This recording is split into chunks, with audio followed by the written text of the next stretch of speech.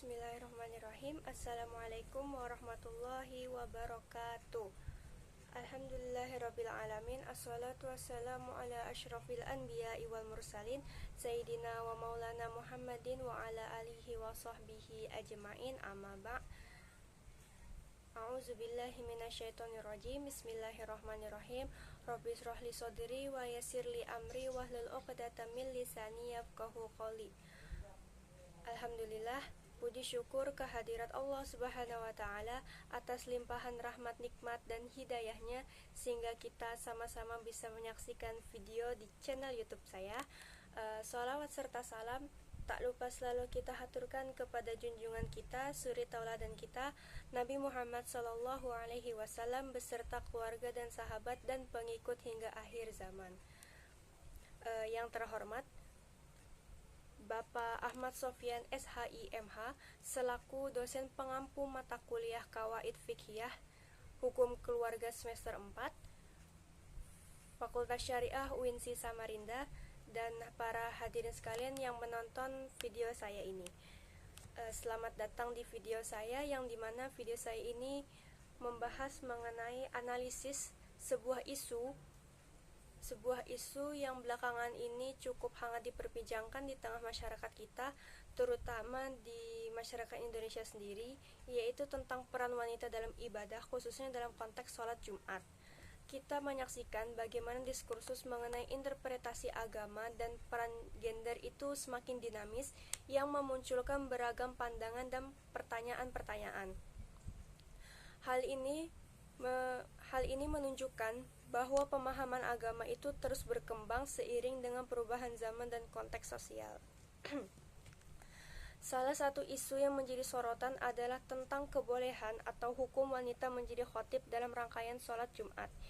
Ini bukan sekadar persoalan fikih biasa, tetapi juga mencerminkan bagaimana kita memahami otoritas keagamaan, peran perempuan dalam ruang publik, dan bagaimana kita menafsirkan teks-teks keagamaan yang ada.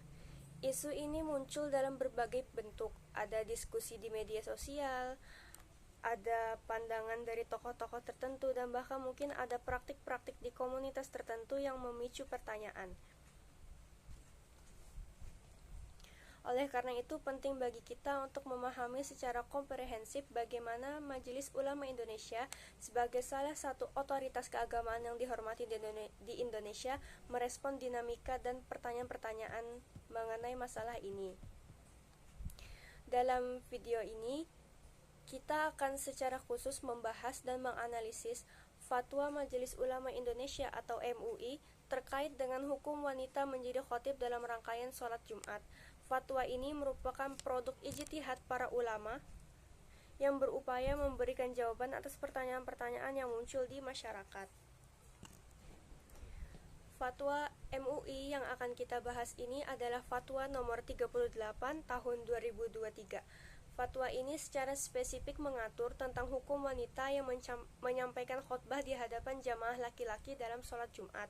Penting untuk kita pahami bahwa fatwa ini memiliki implikasi yang signifikan terhadap praktik keagamaan di Indonesia, terutama terkait dengan peran wanita dalam ibadah. Sebelumnya, pastinya Majelis Ulama Indonesia itu sebelum mengeluarkan sebuah fatwa pastilah adanya pertimbangan dan juga adanya kasus atau fenomena yang terjadi yang menyebabkan Majelis Ulama Indonesia harus mengeluarkan fatwa tersebut. Yang dalam hal ini yang akan saya sedikit kupas adalah mengenai komisi yang dipost oleh artikel Kumparan News. Komisi Fatwa MUI mengeluarkan fatwa terbaru nomor 38 tahun 2023 tentang hukum wanita menjadi khatib dalam rangkaian sholat Jumat. Hal ini merespon dari pertanyaan terkait Ponpes Al Zaitun yang memperbolehkan wanita menjadi khatib.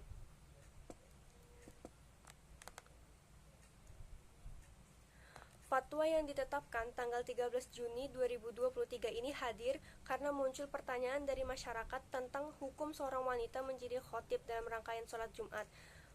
Pertanyaan-pertanyaan dari masyarakat itu Tentu saja nggak cuman tentu saja tidak hanya muncul begitu saja, tetapi pertanyaan seperti itu muncul asal muasalnya adalah dari pernyataan pimpinan Pondok Pesantren Al Zaitun, yaitu Panji Gumilang, dalam cuplikan video yang menyatakan bahwa wanita boleh menjadi khotib sholat Jumat. Kemudian dari Ketua MUI bidang fatwa, yaitu Bapak Ki Haji Asrorun Niam Soleh, menerangkan dalam sebuah tulisan, karena itu MUI memandang perlu menetapkan fatwa tentang hukum wanita menjadi khotib dalam rangkaian sholat Jumat sebagai pedoman. Lalu di laman artikel lainnya, yaitu Okezon News, mungkin teman-teman audiens bisa sambil mengecek juga, yang berjudul Panji Gumilang akan jadikan perempuan khotib sholat Jumat di Al Zaitun, dipublish oleh Fahmi Firdaus, jurnalis, pada Selasa 2 Mei 2023 pukul 13.44 WIB. Pendiri Pondok Pesantren Al Zaitun Indramayu, Jawa Barat, Abdus Salam Rosyidi Panji Gumilang mengatakan dalam waktu dekat akan menjadikan pelajar putri sebagai khotib sholat Jumat. Hal tersebut diutarakan Panji Gumilang saat menerima rombongan Kementerian Agama Kabupaten Indramayu yang datang berkunjung ke tempatnya. Ujar Panji Gumilang, ini sebentar lagi khotib Jumat itu berasal dari pelajar putri.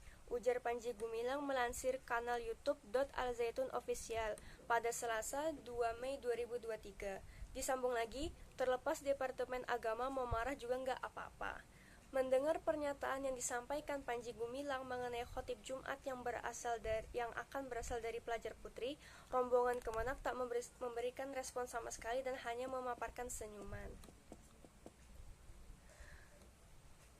Sebelum pernyataan yang diunggah oleh pihak Pondok Pesantren Al Zaitun, unggahan di akun Instagram kepanitiaan Pondok Pesantren Al Zaitun itu sebenarnya sudah cukup bikin geger dunia maya. Pasalnya, dalam unggahan foto sholat Idul Fitri 1444 Hijriah itu, ada seorang wanita berada di saf atau baris terdepan. Foto tersebut diunggah di akun Instagram @kepanitiaan Al Zaitun pada Sabtu 22 April 2023 dengan judul kegiatan perayaan Id Al-Fitri di Masjid Rahmatan lil Alamin Al Zaitun, Indonesia.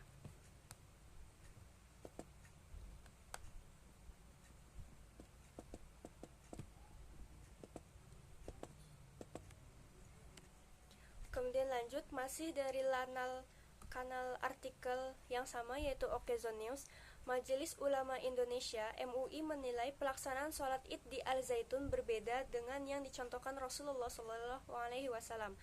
Sekretaris Majelis Ulama Indonesia Wilayah Jawa Barat, yaitu Bapak Rafani Ahyar, mengatakan wanita semestinya ditempatkan di belakang saat sholat berjamaah dengan pria. Rafani menjelaskan bahwa hal ini bukan tidak menghormati atau memuliakan perempuan, namun hal ini harus dilakukan karena sholat harus berdasarkan contoh-contoh Rasulullah.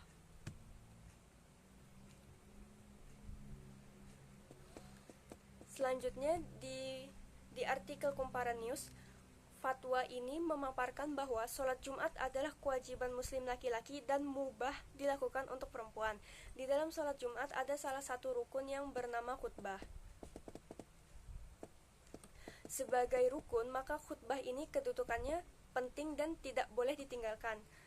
Sambung dari Bapak Asrorun, khutbah merupakan bagian dari ibadah mahdoh yang harus mengikuti ketentuan syariat, diantaranya harus dilakukan oleh laki-laki.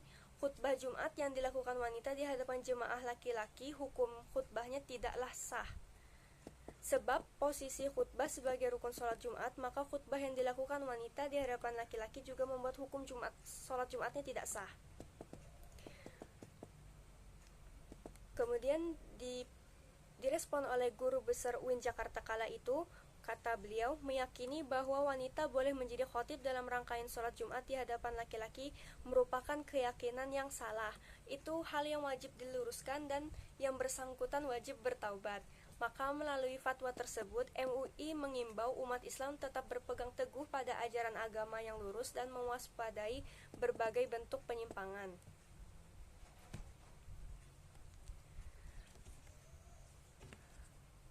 masuk kepada problem. Setelah dari kontroversi tersebut, banyak pro kontra masyarakat Setelah dari kontroversi tersebut, banyak pro kontra masyarakat mengenai benarkah boleh wanita menjadi khotib sholat Jumat, yang mana selalunya ditemui khotib sholat Jumat adalah laki-laki. Juga pada berdasarkan rukun Jumat dan rukun khotib bahwa khotib adalah dan haruslah laki-laki. Maka bagaimana hasil analisis fatwa MUI terkait wanita menjadi khotib sholat Jumat dan keputusan akhir fatwa tersebut? Fatwa MUI nomor 38 tahun 2023 ini tentang hukum wanita menjadi khotib dalam rangkaian sholat Jumat adalah sebuah dokumen hukum Islam yang dikeluarkan oleh Majelis Ulama Indonesia untuk memberikan panduan yang jelas dan otoritatif kepada umat Islam di Indonesia terkait dengan isu yang berkembang di masyarakat. Sebelumnya disclaimer, mungkin untuk melihat bentuk fatwanya lebih jelas bisa diunduh di laman Google ya. Mengingat di PowerPoint saya tidak terlihat cukup jelas. Perbedaan pandangan yang tajam mengenai isu-isu keagamaan yang sensitif dapat memicu polarisasi di masyarakat kita. MUI perlu berupaya untuk menetapkan fatwa yang tidak hanya didasarkan pada dalil agama yang kuat, tetapi juga mempertimbangkan konteks sosial dan potensial dampak fatwa terhadap kerukunan umat. Untuk memahami bagaimana fatwa itu disusun dan argumen apa saja yang digunakan, kita perlu menganalisis struktur fatwa dan isi dari setiap bagiannya secara rinci. Sebelum kita masuk ke dalam detail hukumnya, penting untuk kita pahami terlebih dahulu bagaimana fatwa MUI itu disusun. Sebenarnya secara umum, fatwa MUI memiliki struktur yang khas, terdiri dari beberapa bagian yang saling berkaitan. Bagian-bagian ini meliputi menimbang, mengingat, memperhatikan, dan memutuskan. Bagian menimbang dalam sebuah fatwa adalah bagian yang sangat penting, karena disinilah MUI menguraikan alasan-alasan yang memotivasi mereka kenapa mereka mengeluarkan fatwa tersebut. Ini adalah konteks yang menjelaskan mengapa fatwa ini dianggap perlu dikeluarkan. Dalam fatwa tentang wanita menjadi khotib, bagian menimbang mencakup beberapa poin. Yang pertama itu penegasan khotbah sebagai rukun sholat Jumat. MUI memulai dengan menegaskan bahwa khotbah adalah bagian integral dan rukun dari sholat Jumat. Itu bukan sekedar pengantar, tetapi menjadi sebuah landasan penting. Sholat Jumat tanpa khotbah yang sah menurut pandangan beberapa ulama tidaklah sah. Oleh karena itu, keabsahan khotbah menjadi isu sentral yang perlu diatur dengan jelas. Dalam selanjutnya munculnya diskursus di media sosial. MUI mengakui adanya perbincangan yang berkembang di media sosial tentang pendapat yang memperbolehkan wanita menjadi khotib. Ini menunjukkan bahwa MUI tidak mengabaikan realitas yang terjadi di masyarakat. Media sosial telah menjadi ruang publik yang signifikan untuk diskusi keagamaan, dan MUI perlu merespon pandangan-pandangan yang muncul di sana. Selanjutnya ada pertanyaan dan kebingungan di masyarakat. Diskursus yang beragam tersebut menimbulkan pertanyaan dan kebingungan di kalangan masyarakat. Masyarakat mencari kejelasan hukum terkait isu yang bagi sebagian masyarakat itu sensitif.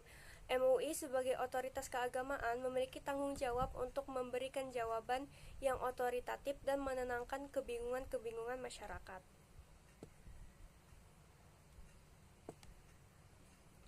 Kemudian ada urgensi penetapan fatwa. Berdasarkan poin-poin, MUI merasa perlu untuk menetapkan fatwa sebagai pedoman yang jelas. Fatwa ini diharapkan dapat memberikan kepastian hukum, mencegah keraguan, dan menjaga praktik keagamaan yang sesuai dengan tuntunan syariat. Lalu kita masuk kepada bagian mengingat. Bagian mengingat bisa dibilang adalah jantung dari argumentasi hukum dalam sebuah fatwa. Disinilah MUI mencantumkan dasar-dasar hukum Islam yang menjadi landasan fatwa tersebut. Ini adalah mengapa dari sudut pandang dalil-dalil agama. Yang pertama itu dalil Al-Quran. MUI itu merujuk pada beberapa ayat Al-Quran. Di antaranya Quran Surah Al-Jumu'ah ayat 9. Mungkin di sini saya bisa bacakan artinya, yaitu wahai orang-orang yang beriman, apabila telah diseru untuk melaksanakan sholat pada hari Jumat, maka segeralah kamu mengingat Allah dan tinggalkanlah jual beli, yang demikian itu lebih baik bagimu jika kamu mengetahui. Ayat ini digunakan untuk menekankan pentingnya sholat Jumat khususnya bagi laki-laki.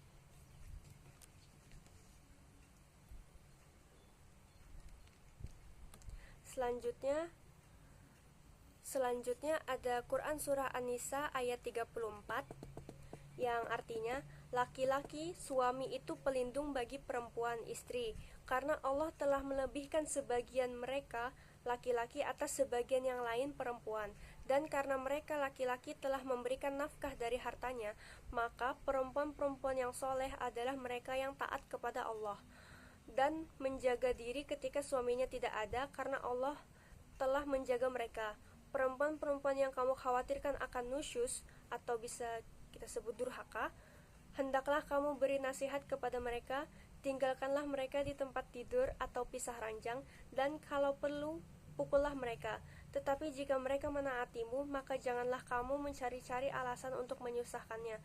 Sungguh Allah Maha Tinggi lagi Maha Besar. Tentang ayat ini mencerminkan tentang kepemimpinan laki-laki atas perempuan. Ayat ini seringkali menjadi poin diskusi yang sensitif. MUI menggunakannya sebagai salah satu argumen untuk mendukung pandangan bahwa kepemimpinan dalam konteks keagamaan tertentu, termasuknya juga khotbah, lebih baik diemban oleh laki-laki. Selanjutnya pada Quran Surah Al-Hasyr ayat 7, artinya harta rampasan fa'i yang diberikan Allah kepada Rasulnya yang berasal dari penduduk beberapa negeri adalah untuk Allah, Rasul, kerabat Rasul, anak-anak yatim, orang-orang miskin, dan untuk orang-orang yang dalam perjalanan, agar harta itu jangan hanya beredar di antara orang-orang kaya saja di antara kamu. Apa yang diberikan Rasul kepadamu maka terimalah, dan apa yang dilarang bagimu maka tinggalkanlah, dan bertakwalah kepada Allah, sungguh Allah sangat keras hukumannya. MUI mengambil pada bagian akhir ayat, yaitu apa yang diberikan Rasul kepadamu maka terimalah, dan apa yang dilarangnya bagimu maka tinggalkanlah. Ini mencerminkan tentang kewajiban ittiba, yaitu mengikuti Rasulullah SAW. Ayat ini digunakan menekankan pentingnya mengikuti contoh dan tuntunan Nabi Muhammad SAW, terutama dalam hal ibadah. Kemudian masuk kepada dalil hadis. MUI juga tentunya menggunakan hadis-hadis Nabi Muhammad SAW untuk semakin memperkuat argumen dan pandangan mereka. Hadis yang pertama itu tentang ketidakwajiban sholat Jumat atas wanita, yaitu hadis riwayat Abu Daud yang artinya dari Thariq bin Syihab radhiyallahu an bahwa Nabi SAW bersabda, sholat Jumat itu adalah suatu kewajiban atas setiap muslim secara berjamaah kecuali 4 golongan, yaitu hamba sahaya, wanita, anak kecil yang belum balik, atau orang sakit. Hadis ini digunakan untuk mendukung pandangan bahwa sholat Jumat adalah ibadah yang lebih utama bagi laki-laki. Juga tersebut dalam hadis tersebut bahwa 4 golongan yang tidak wajib sholat Jumat, salah satunya adalah wanita.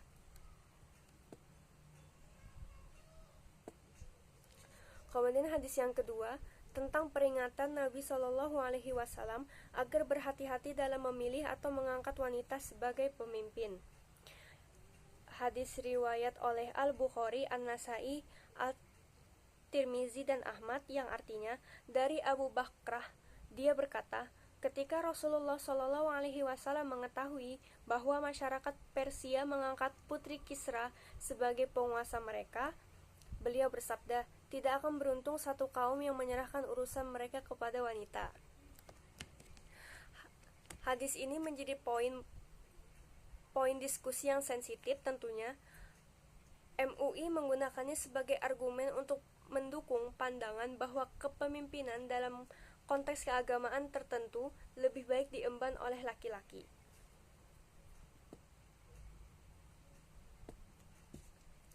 Selanjutnya, hadis tentang kewajiban berittiba, mengikuti, patuh dan tunduk kepada Nabi SAW dalam hal beribadah. Hadis riwayat Al-Bukhari dari Abu Hurairah, Abdurrahman bin Sahar radhiyallahu an, ia berkata, aku mendengar Rasulullah SAW bersabda, apa yang aku larang terhadap kalian maka jauhilah, dan apa yang aku perintahkan kepada kalian maka kerjakanlah semampu kalian. Sesungguhnya yang membinasakan umat sebelum kalian hanyalah karena mereka banyak bertanya dan menyelisihi para nabi-nabi mereka. Hadis ini memperkuat dalil dari Al-Quran sebelumnya tentang pentingnya mengikuti contoh Nabi SAW.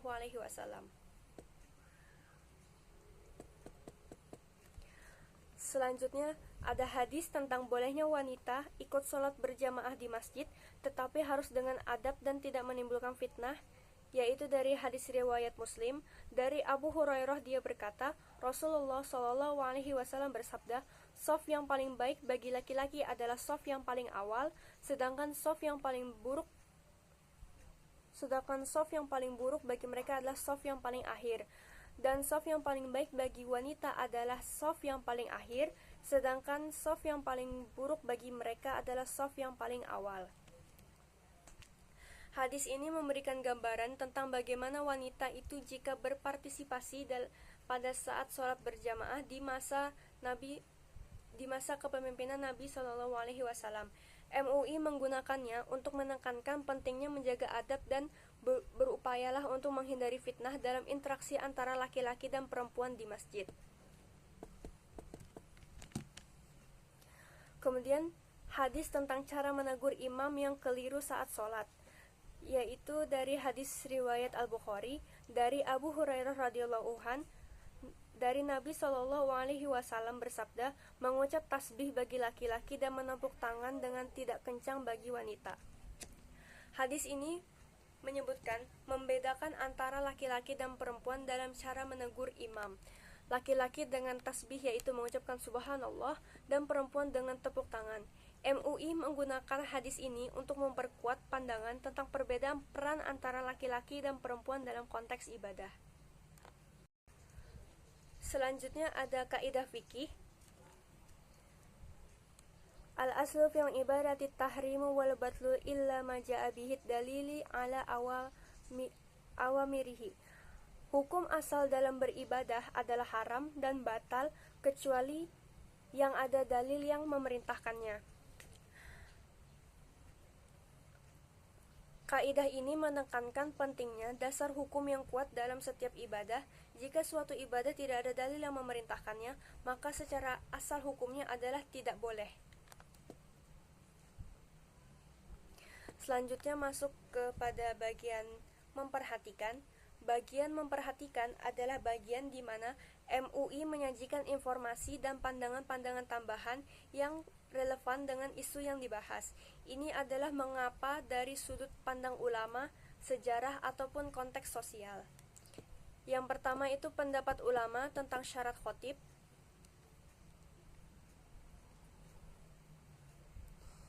Yang pertama, ulama bersepakat bahwa laki-laki sebagai syarat syah menjadi khotib sholat Jumat. Ini adalah pendapat Ibnu Abidin dalam kitab Rod Al-Muhtar. Syarat yang kedua, sultan penguasa meskipun sedang kalah atau jika sultannya wanita, maka yang menjadi imam dan khotib adalah orang yang ditunjuk sultan.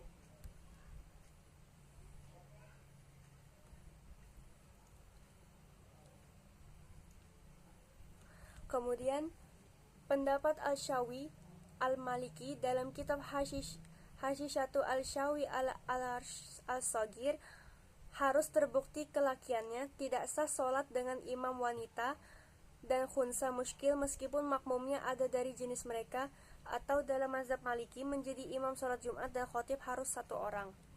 Kemudian pendapat Ahmad Salamat Al-Qalyubi dan Ahmad Al-Barlisi Umairah dalam kitab Hashishatu Qalbi wa Umairah. dan diisyaratkan untuk menjadi khatib harus laki-laki atau yang sah untuk dijadikan imam sholat bagi orang banyak, sebagaimana pendapat Syekh Ar-Ramli dan disetujui oleh Syekh Al-Ziyadi. Kemudian pendapat Al-Bahuti Al-Hambali dalam kitab Syarh Muntaha Al-Iradat, syarat sah menjadi khatib adalah hendaknya sah untuk dijadikan imam sholat Jumat. Maka tidak sah khutbah Jumat oleh orang yang tidak wajib sholat seperti hamba atau orang musafir.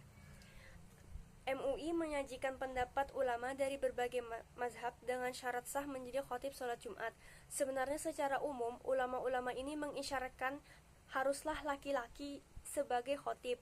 MUI mengutip pendapat dari kitab-kitab fikih klasik untuk memperkuat pandangan-pandangan mereka.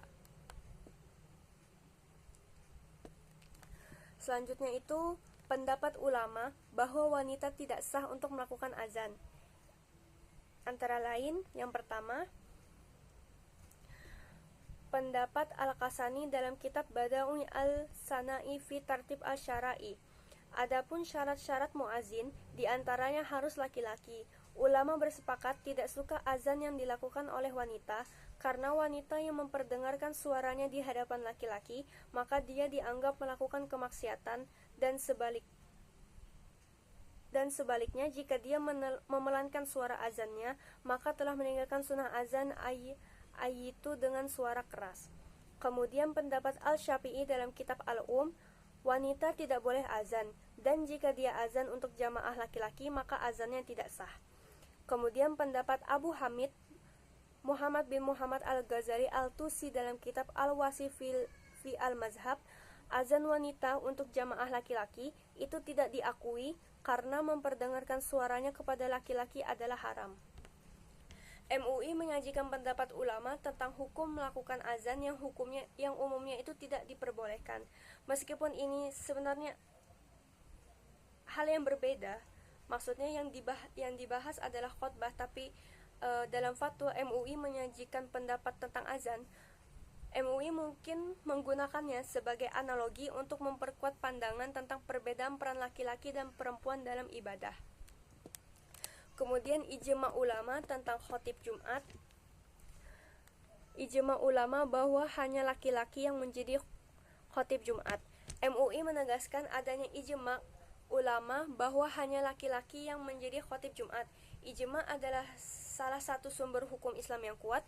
Jika ulama sepakat tentang suatu hukum, maka hukum itu menjadi sangat kuat. Kemudian, dalam sejarah Al-Salaf As-Salih, tidak pernah ada perempuan menjadi khatib dalam sholat Jumat. MUI menyoroti fakta sejarah bahwa tidak pernah ada perempuan menjadi khatib dalam sholat Jumat pada masa Salaf As-Salih atau generasi awal umat Islam yang soleh. Praktik salaf seringkali dijadikan contoh-contoh ideal dalam Islam saat ini. Kemudian, pendapat, saran, dan masukan yang berkembang dalam sidang komisi pada tanggal 24 Zulqa'dah 1446 Hijriah bertepatan tanggal 13 Juni 2023. MUI juga mempertimbangkan pendapat, saran, dan masukan yang berkembang dalam sidang komisi fatwa yang membahas isu ini. Ini menunjukkan bahwa fatwa adalah hasil dari musyawarah dan diskusi yang mendalam di antara para ulama. Selanjutnya, kita masuk kepada bagian memutuskan, yaitu bagian akhir dari fatwa di mana MUI menetapkan kesimpulan hukum dan rekomendasi-rekomendasi terkait isu yang dibahas. Ini adalah apa yang menjadi ketetapan akhir MUI. Ketetapan hukum. Dengan bertawakal kepada Allah Subhanahu wa taala, menetapkan fatwa tentang hukum wanita menjadi khatib dalam rangkaian sholat Jumat. Yang pertama, ketentuan hukum. MUI menetapkan beberapa ketentuan hukum yang telah kita bahas sebelumnya, yaitu hukum sholat Jumat bagi laki-laki dan perempuan, khutbah sebagai rukun sholat Jumat, khutbah sebagai ibadah mahdoh yang harus dilakukan oleh laki-laki, hukum khutbah wanita di hadapan jamaah laki-laki dalam tanda kurung tidak sah, hukum sholat Jumat dengan khutbah wanita dalam tanda kurung tidak sah, konsekuensi keyakinan yang keliru tentang kebolehan wanita menjadi khatib dalam tanda kurung wajib diluruskan dan bertaubat. Dalam Mohon maaf. Sholat Jumat hukumnya wajib atas muslim laki-laki dan boleh bagi perempuan. Perlu digarisbawahi, sholat Jumat hukumnya wajib atas muslim laki-laki dan boleh bagi perempuan. Yang kedua, khotbah Jumat merupakan rukun dalam sholat Jumat, yang mana dalam artian jika tidak dikerjakan, maka tidak sahlah sholat Jumat tersebut. Kemudian yang ketiga, khotbah sebagaimana pada angka 2 merupakan bagian dari ibadah mahdoh yang harus mengikuti ketentuan syariat yang diantaranya adalah harus dilakukan oleh laki-laki. Yang keempat, khotbah sebagaimana pada angka 2 yang dilakukan wanita di hadapan jamaah laki-laki, hukum khotbahnya tidak sah. Yang kelima, sholat Jumat yang khotbahnya dilakukan oleh wanita di hadapan jamaah laki-laki, hukum sholatnya tidak sah. Yang keenam, meyakini bahwa wanita boleh menjadi khotib dalam rangkaian sholat Jumat di hadapan jamaah laki-laki merupakan keyakinan yang salah. Digarisbawahi, keyakinan yang salah yang harus dan wajib diluruskan, dan yang bersangkutan yang meyakini keyakinan tersebut diwajibkan bertaubat. Kemudian dalam fatwa, MUI memberikan rekomendasi. 1. Umat Islam diimbau untuk berpegang teguh pada ajaran agama yang lurus dan mewaspadai segala bentuk penyimpangan. 2. Umat Islam diharapkan untuk berhati-hati dalam memilih tempat pendidikan untuk anak-anak mereka. Ketiga, negara wajib menjamin perlindungan terhadap ajaran agama dari penyimpangan, penodaan, dan penistaan.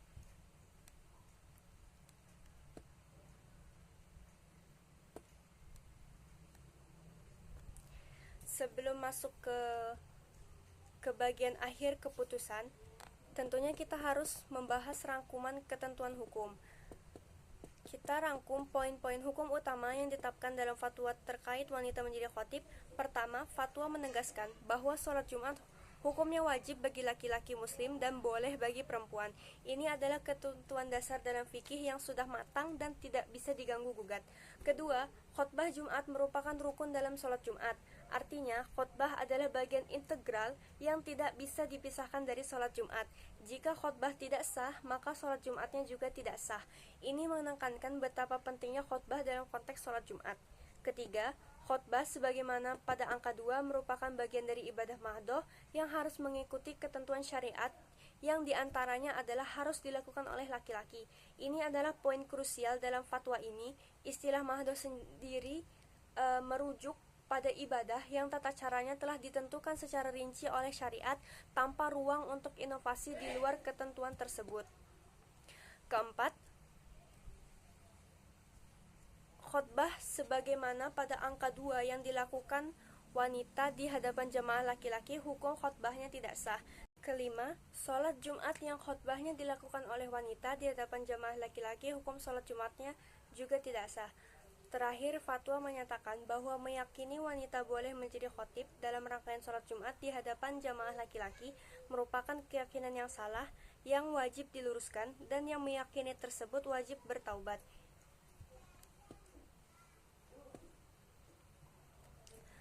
Selain menetapkan ketentuan hukum, fatwa MUI juga memberikan beberapa rekomendasi. Pertama, umat Islam diimbau untuk berpegang teguh pada ajaran agama yang lurus dan mewaspadai segala bentuk penyimpangan. Ini adalah sebenarnya pesan penting untuk menjaga kemurnian ajaran agama dan menghindari praktik-praktik yang dianggap menyimpang dari tuntunan syariat. Kedua, umat Islam diharapkan untuk berhati-hati dalam memilih tempat pendidikan untuk anak-anak mereka. Ini menunjukkan perhatian MUI terhadap pentingnya pendidikan agama yang benar sejak dini, sehingga anak-anak dapat tumbuh dengan pemahaman agama yang lurus dan terhindar dari pemahaman-pemahaman yang keliru dan menyimpang. Ketiga, negara wajib menjamin perlindungan terhadap ajaran agama dari penyimpangan, penodaan, dan penistaan. Ini menegaskan haruslah adanya peran negara dalam menjaga harmoni dan ketertiban sosial, serta melindungi ajaran agama dari segala bentuk distorsi.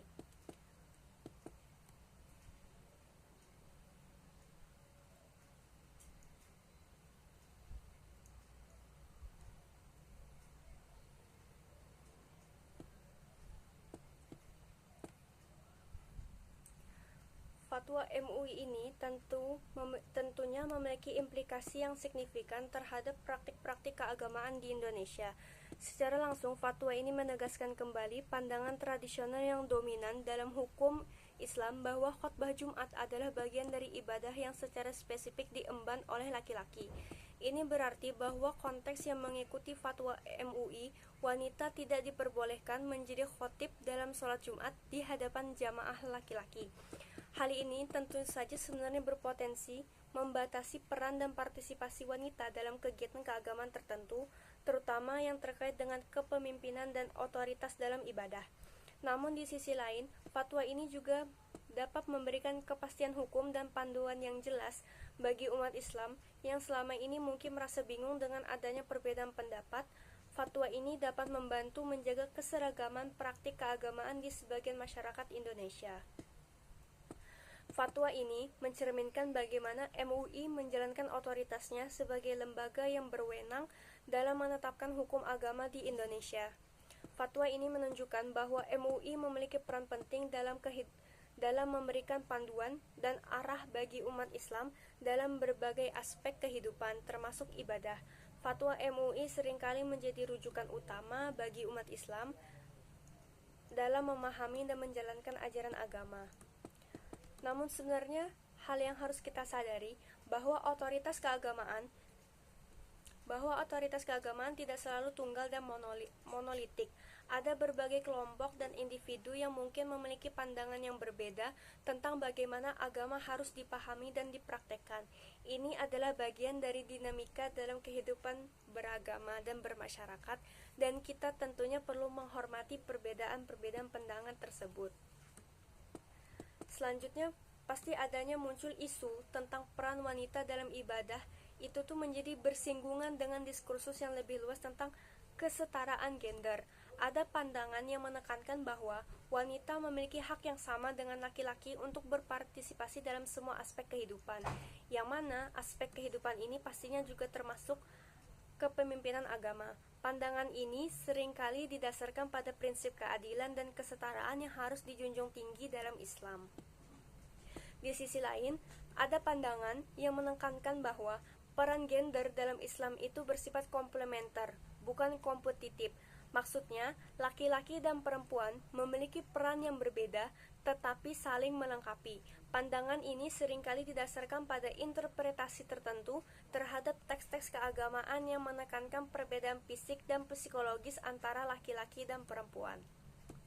Perbedaan pandangan ini mencerminkan kompleksitas dalam memahami hubungan antara agama dan gender. Tidak ada jawaban tunggal yang mudah, dan dialog yang terbuka dan konstruktif sangat penting untuk mencari titik temu. Bagaimana kita menyeimbangkan antara prinsip kesetaraan dan perbedaan peran yang diakui dalam agama kita. Pada akhirnya, fatwa ini mencerminkan bagaimana agama itu diinterpretasikan. MUI menggunakan pendekatan interpretasi tertentu dalam memahami Al-Quran, hadis, dan pada akhirnya, fatwa ini juga mencerminkan bagaimana agama itu diinterpretasikan. MUI menggunakan pendekatan interpretasi tertentu dalam memahami Al-Quran, hadis, dan sumber-sumber hukum Islam lainnya. Pendekatan ini mungkin menekankan pada makna literal teks, konteks historis, dan pendapat ulama-ulama klasik. Namun, penting untuk kita sadari, ada berbagai pendekatan interpretasi yang berbeda. Ada pendekatan yang menekankan makna literal teks, ada pendekatan yang menekankan konteks histori dan sosial, ada pendekatan yang menekankan prinsip-prinsip moral dan etika, dan ada pula pendekatan yang mencoba menggabungkan berbagai perspektif. Bahkan ada juga pendekatan yang mempertimbangkan pengalaman dan perspektif perempuan dalam menafsirkan teks-teks keagamaan. Perbedaan pendekatan interpretasi ini dapat menghasilkan kesimpulan hukum yang berbeda. Oleh karena itu penting untuk kita saling menghormati perbedaan pendapat, perbedaan pandangan, dan terus berdialog secara terbuka dan rasional. Bagaimana kita membangun budaya dialog yang saling menghormati dalam perbedaan interpretasi agama tanpa menjatuhkan satu sama lain.